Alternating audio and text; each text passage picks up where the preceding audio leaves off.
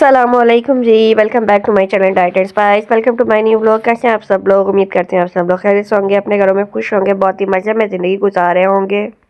तो आज मैं विंटर्स यानी कि सर्दियों के हिसाब से बहुत ही मज़ेदार सी गाजरों वाली खीर की रेसिपी आपके साथ लेके हाजिर हुई हूँ। ये खीर जब आप बनाएंगे तो आप लोग डब्बे वाले खीर मिक्स वही भूल जाएंगे, बहुत मज़ेदार सी खोए जैसा इसका फ्लेवर होगा। तो आप लोगों ने खीर को लाजमी ट्राई करना है, लेकिन इससे पहले आप लोग मेरे चैनल को सब्सक्राइब करें ताकि मेरी हर न्यू वीडियो आप तक पहुंच सके। बेल आइकन को लाजमी दबा दें और वीडियो को लाइक करें, कमेंट करें। Don't forget to press the bell icon ताकि मेरी हर न्यू वीडियो आप तक पहुंच सके। तो यहाँ पर जो है चीज़ें मैं आप लोग को बताती हूँ। दूध जो है 3 लीटर है, बॉयल हो रहा है वो। और चावल यहाँ पे 1.5 कप है जो कि मैंने 2 घंटे से भिगोए हुए हैं। और 1 kg यहाँ पे गाजरें हैं और जो है 2 पैकेट्स ऑल पर्स वाले दूध के हैं। तो गाजरों को यहाँ पे वॉश कर लेना है आपने और इसके बाद आपने पील ऑफ कर लेना है। ये खीर आप लोग लास्ट में ट्राई कीजिएगा, बहुत मज़ेदार सी बनती है और आप लोग कोई मेहनत नहीं करनी पड़ेगी, कोई खोया नहीं, इसमें हमने कोई बर्फ़ी नहीं ऐड की, ना कोई डब्बे वाला प्रीमिक्स ऐड किया है। सिंपल दूध है। आप ऑल पर्स भी आप ऑप्शनल, अगर आप ना भी डालें तो बहुत ही मज़ेदार सा क्रीमी सा और खोए मलाई जैसा फ्लेवर आएगा।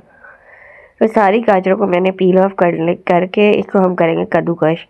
तो ये जो है पील ऑफ करना जो है आपने पहले वॉश करके फिर पील ऑफ करना है ताकि केमिकल्स वगैरह जो है वो ना हो। तो दूध यहाँ पे देखें गर्म हो रहा है और इसी के साथ हमने जो है दूध के बॉयल होने के साथ साथ ही है हम इसमें चावल शामिल कर देंगे, चावल ताकि अच्छी तरह पक जाए और जो है ये गल जाए चावल ना। तो यहाँ पे मैंने चावल दूध के अंदर शामिल कर दिए हैं वॉश करके अच्छी तरह से। अब दूध को जो है आप मीडियम फ्लेम पर पकने दें बॉयल आने तक, तब तक जो है हम अपनी गाजरों को वहाँ पे दूसरी तरफ कद्दूकश कर लेंगे। तो खीर बनाना बहुत ज़्यादा आसान है, कोई मुश्किल काम नहीं है। आप साइड बाय साइड अपने बाकी काम भी कर सकते हैं। तो जो इसको रख के आप अपने और काम करें। तो यहाँ पर जो है गाजरों को मैंने पील ऑफ कर लिया और अब मैं इनको कद्दूकश कर लूँगी। यहाँ पर मैंने परात लिया और एक कद्दूकशर जो है जिसे कहते हैं वो ले लिया। इसके ऊपर ग्रेटर से हम ग्रेट कर लेंगे। सारी गाजरों को आपने जो है ग्रेट कर लेना है। अगर आप लोग ज़्यादा क्वांटिटी में खीर बनाना चाह रहे हैं तो आप इसी रेसिपी को डबल कर लें और सारी रेसिपीज़ के इंग्रेडिएंट्स को भी आप डबल कर लें। तो जो है आप लोग मुझे बताइए कमेंट बॉक्स में आप लोगों को रेसिपी कैसी लगी। आप लोग ऐसे खीर बनाते हैं पहले या फिर ये मैं आप लोग को एक न्यू इसमें अच्छा लगा है एक्सपीरियंस, एक न्यू तरीके से और परफेक्ट खीर आप इसमें बना सकते हैं। अच्छा, तो जो है ना खीर एक बहुत ही आसान सी चीज़ है। लोग बहुत ज़्यादा डरते हैं कि मुश्किल है। तो मैं तो खैर जो है जब भी बनाती हूँ साइड बाय साइड में और काम करती रहती हूँ, खीर रेडी हो जाती है इतनी देर में और बच्चे बड़े सभी बहुत शौक से खाते हैं। रोटी के साथ भी आप इसको खा सकते हैं। तो ये देखें सारी गाजरें जो है हमारी कद्दूकश हो चुकी हैं और अब हम इनको शामिल करेंगे दूध में। तो दूसरी तरफ देखें कि जो दूध है हमारा इस पर भी बॉयल आ चुका है और अब आप इसमें गाजरें शामिल करें और इसको हम पकने देंगे मीडियम फ्लेम के ऊपर। तकरीबन आपने खीर को 2 घंटे पकाना है मीडियम फ्लेम पे, तभी ये बहुत गाढ़ी और क्रीमी सा इसका टेक्सचर आएगा। ठीक है, तो आप लोगों ने गाजरें डाल के इसको अच्छी तरह से मिक्स करके इनको आपने छोड़ देना है तकरीबन 45 मिनट के लिए मीडियम फ्लेम पे। साथ साथ हिलाते रहना है बीच में ताकि लगे ना। तो यहाँ पे मैंने तकरीबन 10-12 इलायचियाँ ली हैं। इसको आपने अच्छी तरह से पीस लेना है और इसका पाउडर बना लेना है। लेकिन इलायची के जो छिलके हैं वो हम निकाल के जो हमारा चाय की पत्ती वाला डब्बा इसमें शामिल करेंगे और जब चाय बनाएंगे तो इस पर बहुत अच्छी सी खुशबू आ जाएगी। तो यहाँ पर ये मैंने इलायची को पीस लिया है। तो ये देखें खीर 45 मिनट्स बाद दूध हमारा काफ़ी हद तक रिड्यूस हो चुका है, कम हो चुका है। साथ साथ मैं इसको हिलाती रही थी, छोड़ा नहीं था क्योंकि ये लग जाएगी। तो आप ऐसे मतलब 10-15 मिनट बाद एक बार चम्मच हिला लें तो ये सही रहेगी। तो इसको अब हम दोबारा रख देंगे और ये फिर ये देखें बॉयल आ रहा है और आपको मैं 1 घंटे बाद की दिखा रही हूँ। यानी कि 45 पहले 15 मिनट और लगाए। ये काफ़ी हद तक गाढ़ी भी होना शुरू हो गई है। तो चावल जब हम लोग ज़्यादा नहीं शामिल करते, थोड़े से ही करते हैं क्योंकि फिर मुँह में ना चावल चावल ही आते हैं। तो आपने अब एक ले लेना है जी मैशर, इससे आपने चावलों को मैश करना है इस तरह से बहुत एहतियात से। खीर के छींटे आप लोगों के ऊपर ना आए, हाथ आप लोगों को जल भी सकता है। तो एहतियात से आप लोगों ने इसको मैश कर लेना अच्छी तरह से।